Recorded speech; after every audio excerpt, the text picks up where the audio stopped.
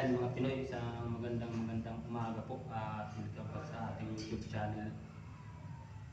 Isang pagpalang araw ng Miyerkules ngayon mga Pinoy. Yan po ang ating gagawin, no? Yung ilalim ulit ng lababo. Papalitadahan po ulit natin yan. At doon po sa mga minamahal na viewers at subscriber ni Boy Pinoy, maraming salamat po sa inyong suporta. At shout out po dyan sa pamilya ko sa Bicol dyan sa Rinconada, Baaw, Camarines Sur mga Pinoy. At yun, samahan niyo po si Boy Pinoy na magpalitada ngayong araw ng Miyerkules.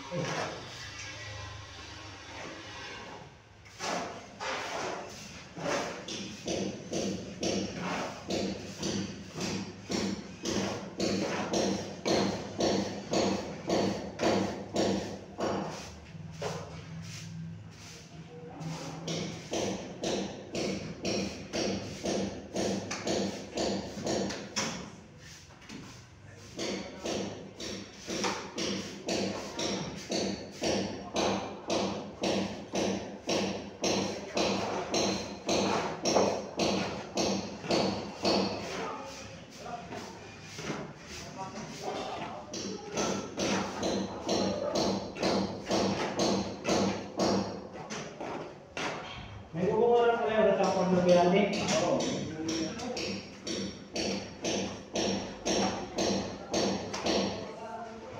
Yung hagdan na, buhusan na? Oo. Papas na yun. Ha? Papas ko eh. Sumala yung espeto. Sumalik. Nandito ka magbuhusan hagdan? Oo.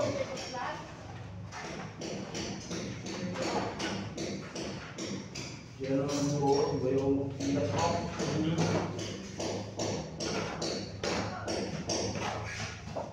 May pa-snack man.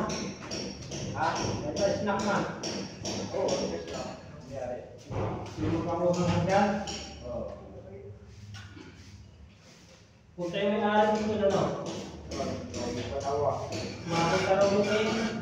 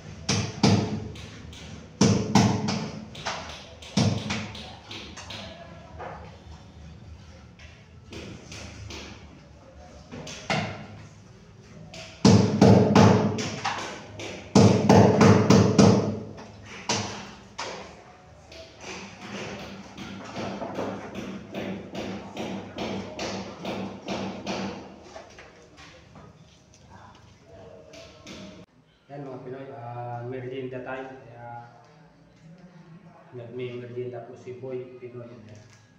Tinapay.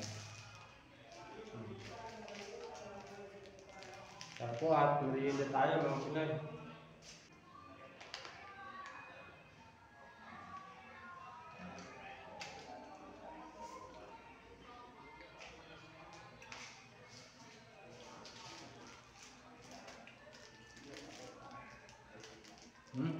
Sarap.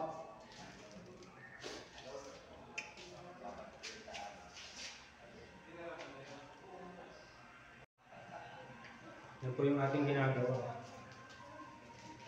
Yan po.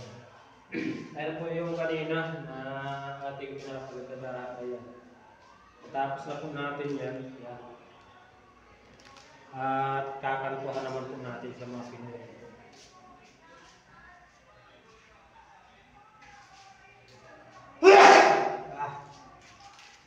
Si Boy Pinoy.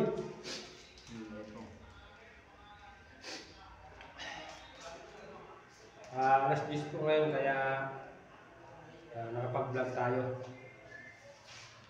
Ayan po yung ating ginagamit na halo. Dito po mga Pinoy, may nagtatiles din po dito. Natiles siya ng CR. CR din mga Pinoy. Ang ganda ng tiles.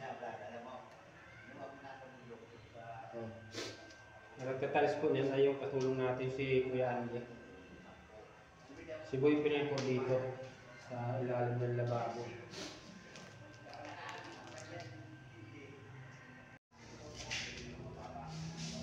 Tara po mga Pinoy, magpurinta po tayo.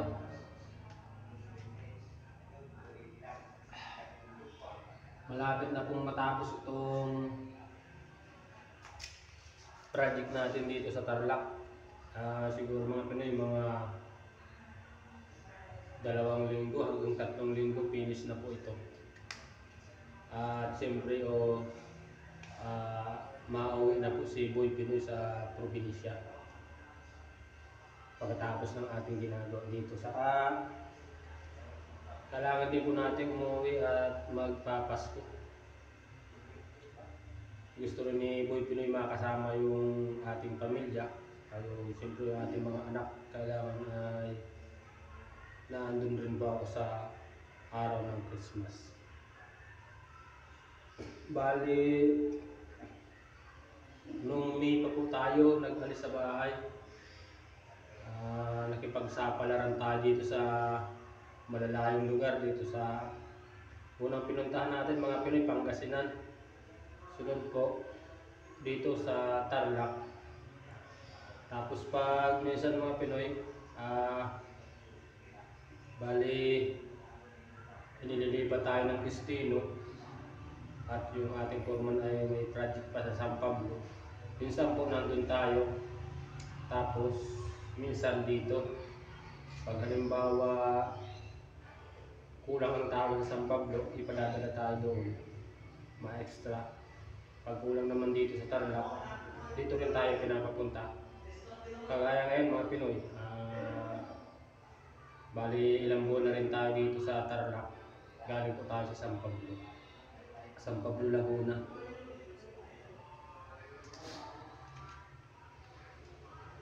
At kailangan lang po ni Boy Pinoy magtiis kahit malayo tayo sa ating pamilya para po masuportahan sila ng kanilang pangailangan.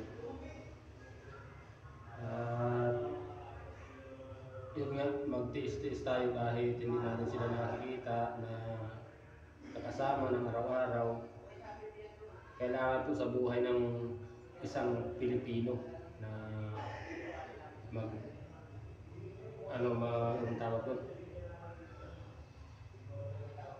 mag-sacrifice para lang mabigyan sila ng pangangailangan nila mga Pinoy. Kasi kung mag-i-stay tayo sa probinsya, wala po tayong trabaho, alam niyo na kung ano mangyayari sa atin mga Pinoy.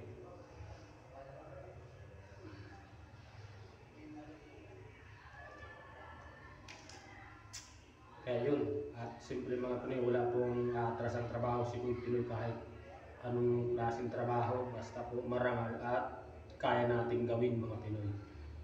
Hindi natin yung atrasan. At hindi po tayo nalalaman sa ating kapwa Pinoy.